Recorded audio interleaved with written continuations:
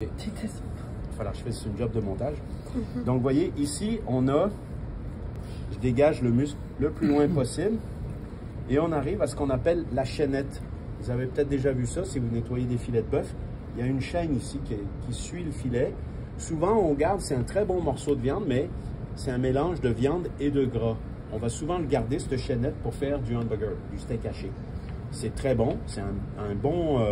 c'est pas que du gras, c'est pas que du maigre. Le mélange des deux fait une très bonne viande pour faire des hamburgers, des steaks hachés.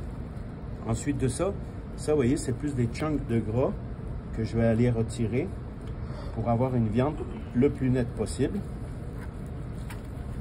Comme ça. Même chose de ce côté-ci, vous voyez. Ici, j'ai un gros chunk de gras que je vais dégager avec la pointe du couteau, comme ceci. Fait qu'on veut qu'il reste quasiment plus blanc. On veut de la viande nette. Okay. C'est un rôti. C'est une cuisson quand même relativement rapide. Donc, effectivement, un petit morceau de gras, je pourrais le laisser, ce ne serait pas la fin du monde parce qu'il va un petit peu fondre à la cuisson, tu sais. Mais un morceau de nerf, on ne veut pas ça. Comme ça. Là, je vais aller chercher encore un petit peu du chunk, là. Voilà. Donc, vous voyez, là, j'ai mon... Ici, il me reste une petite membrane, ça s'enlève tout seul. Ici, il y a encore une petite membrane nerveuse, je vais aller la chercher.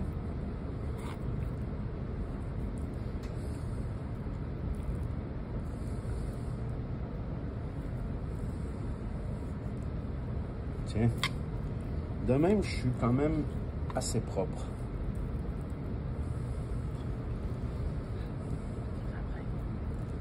Parfait. J'en enlève pas plus que ça. Donc, vous voyez ici, j'ai un morceau de viande, super beau, super tendre. Par contre, si je le cuis de même, ça va être sec. Ce sera trop cuit. Ça aussi, puis ça, ce sera même pas encore cuit. Donc, je vais tout simplement le reformer pour me faire